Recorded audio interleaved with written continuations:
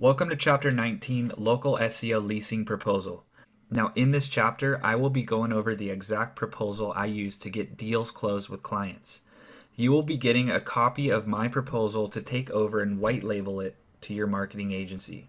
Now, remember, it's important to put extra effort in the branding of these proposals so you look as legit as possible. So go ahead, take the proposal, duplicate it, and just make it awesome. Now, these are the exact contracts I use for all of my clients. Here are my two rules for the proposals though.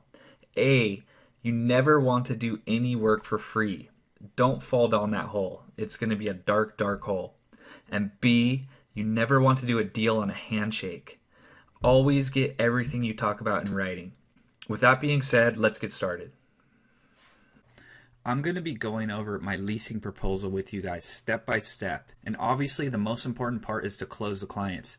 But I really want you to focus on other aspects of this proposal, such as not getting them on a one-time installment payment, but getting them on a recurring monthly retainer. Now you really want to make them feel comfortable that they're doing business with you so you establish a long-term relationship. Make the proposal seem as legit and professional as possible and you'll do really well as far as your reputation. So put the extra effort into your proposal. Now don't be lazy. Put some good graphic images of your company and really make it stand out and pop. Brand it with a nice font that you have used on your website and your business cards and really make it the style of your business that you're marketing. You really want to make sure that these people trust you. So let me go ahead and show you some examples of some bad proposals. Now these proposals aren't horrible.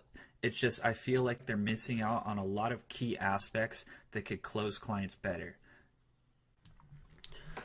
Okay, so on this proposal, as you see here, there's no company branding.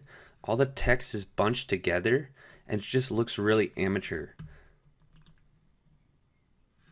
So the text isn't designed well and there's just no feel and flow to this proposal at all.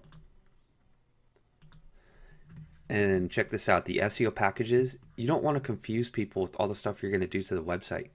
Just show them what they can expect from using your service. So there's no in-depth analysis on these monthly reports or anything. Terms of service. Yeah, it's just a simple SEO proposal. And this one too, check it out. It's just a Word document that has no branding on it and just it's pretty simple. So you want to stay away from these simple just Word document proposals. That's what I'm trying to show you. If you could take the text in this document and throw it into a more creative PDF file that has images and more branding, people are going to look at you differently and you're probably going to get a lot more people to pull the trigger on your contract.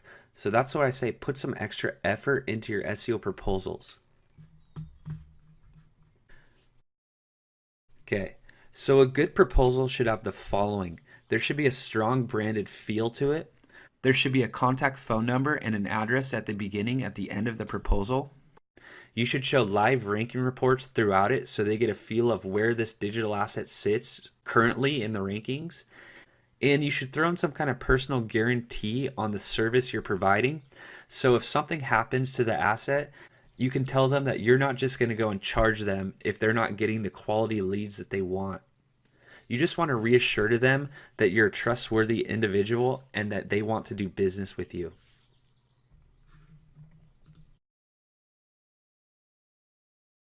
Okay, I wanted to show you an example of a proposal that I send to all my prospective clients. So here's the home page. It's got my logo up top.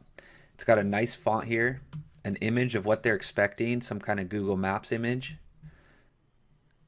It's got a branded image here with a palm tree and an office, and that's kind of what I represent out here in Southern California.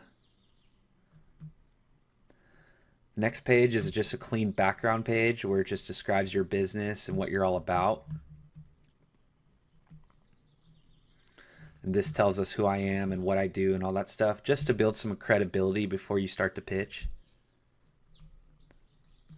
Now what I'm offering, this is where I just break down the digital asset and show them what they could be getting if they purchase and how much ROI they get if they just get a couple leads. So you really got to put them in a position where they see great value in what they're getting.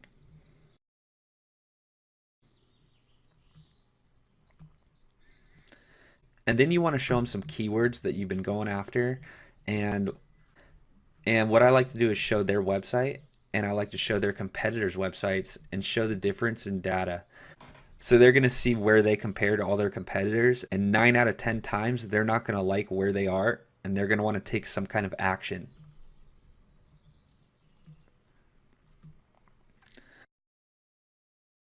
And then I show them exactly where my digital asset is in Google at the moment, so they could actually go and research it themselves if they want to.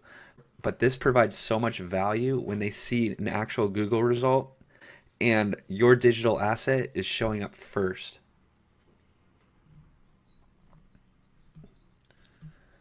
And then here I just break down what local maps SEO is so they can understand how the website has gotten to where it is as far as maps and all that. And this page is just for some technical jargon so they can kind of get a sense of that you know what you're doing and that you're an expert in this field. And then I like to show the digital asset current rankings too, besides just a simple Google SERP page. So this shows just the keyword rankings and what they can have instantly if they purchase your leasing package.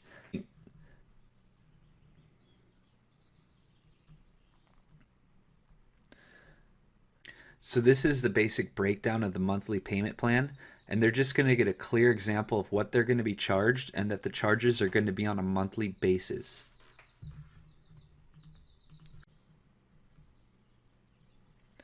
And I like to throw in a personal guarantee, saying something like how if anything happens to the website, if it falls off the rankings, and if you're not getting any leads and you're unhappy, that just contact me and we will work a deal out where you won't get charged. I only want to do this if you're getting great results and you're happy with the lease. So give them some kind of guarantee and they're going to feel more comfortable doing business with you.